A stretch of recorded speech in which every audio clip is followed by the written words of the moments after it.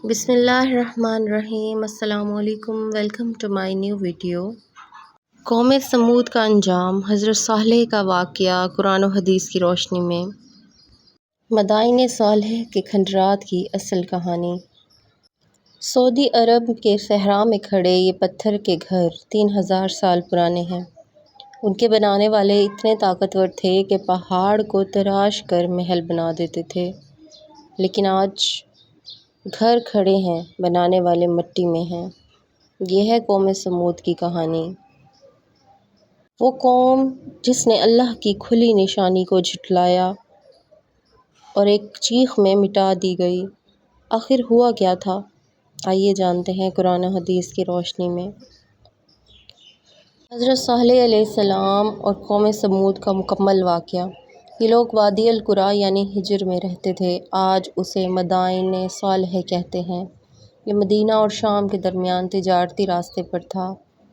اللہ نے انہیں جسمانی قوت اور فن تعمیر دیا۔ اللہ نے انہیں 3 چیزیں عطا کیں: طاقت، دولت، فن۔ مضبوط جسم۔ قرآن کہتا ہے تم پہاڑوں کو تراش کر گھر بناتے ہو۔ وہ وادی میں محل اور میدان میں عمارتیں بناتے تھے۔ باغات، کھیت، چشمے، نہریں، ہر طرح کی نعمت تھی، مگر نعمت نے انہیں مغرور کر دیا۔ وہ بتوں کی پوجا کرنے لگے، اللہ کو بھول گئے۔ تو اللہ نے انہی میں سے حضرت صالح علیہ السلام کو نبی بنا کر بھیجا۔ حضرت ہود علیہ السلام کی قوم عاد کی ہلاکت کے بعد یہ قوم آئی۔ صالح کا مطلب ہے نیک اور صالح انسان۔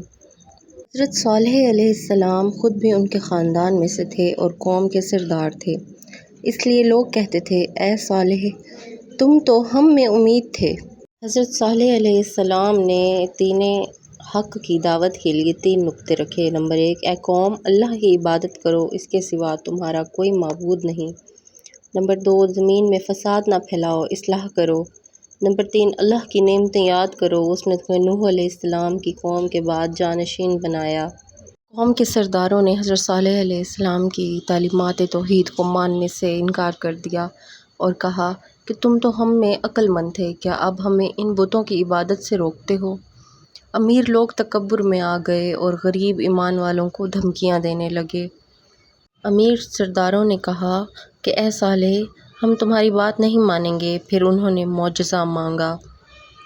کہا اگر سچے نبی ہو تو اس چٹان سے ایسی اونٹنی نکالو جو 10 مہینے کی حاملہ ہو، قد آور ہو، رنگ سرخ ہو۔ قوم نے ضد کی، اس پتھر سے اونٹنی نکالو۔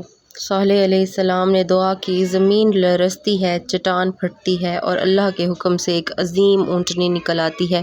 یہ ناقۃ اللہ تھی، یعنی اللہ کی اونٹنی۔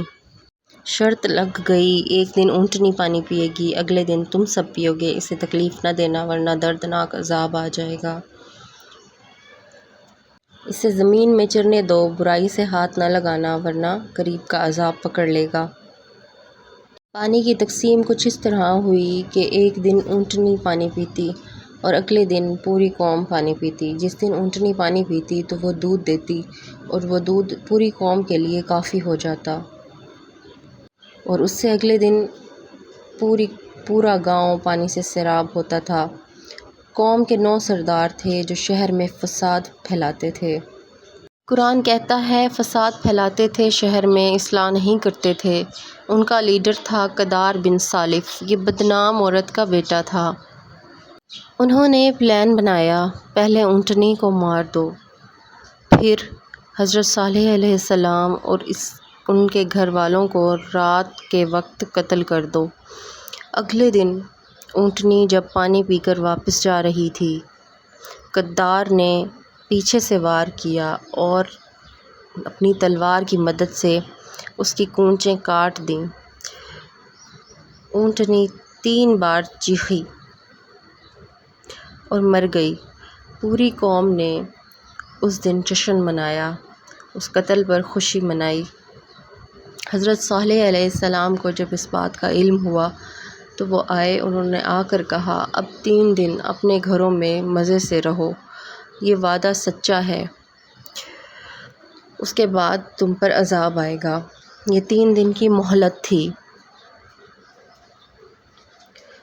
3 دن گزر گئے۔ چوتھے دن جمعرات کی صبح پہلے ایک زبردست چیخ کی آواز آئی، الصیحہ، قرآن پاک کے مطابق ایسی آواز کہ دل پھٹ گئے۔ اس کے فوراً بعد زمین زلزلے سے کانپ اٹھی، الرجفہ۔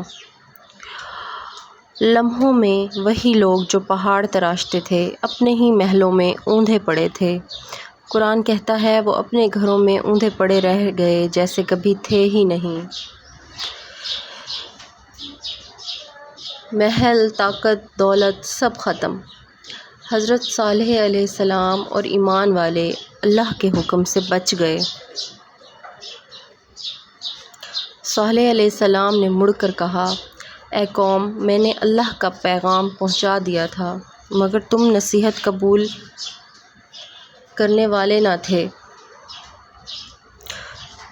تم سنتے ہی نہ تھے۔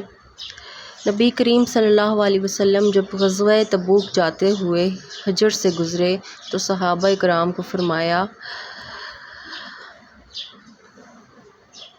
ان ظالموں کی بستیوں میں روتے ہوئے داخل ہو، اگر رونا نہ آئے تو وہاں کھانا مت کھاؤ، کہیں تم پر بھی وہی عذاب نہ آ جائے۔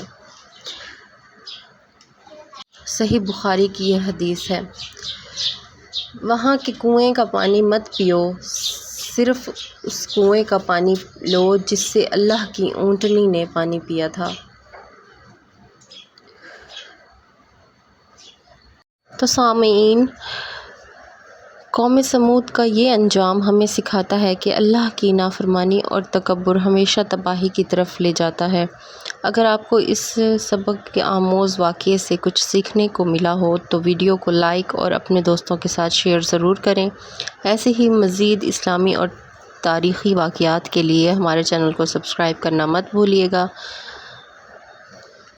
اگلے ویڈیو آپ کس موضوع پر دیکھنا چاہتے ہیں پلیز کمنٹ میں مجھے بتائیے گا، اور انشاءاللہ نیکسٹ ویڈیو میں کسی اور واقعے کے ساتھ ملتے ہیں۔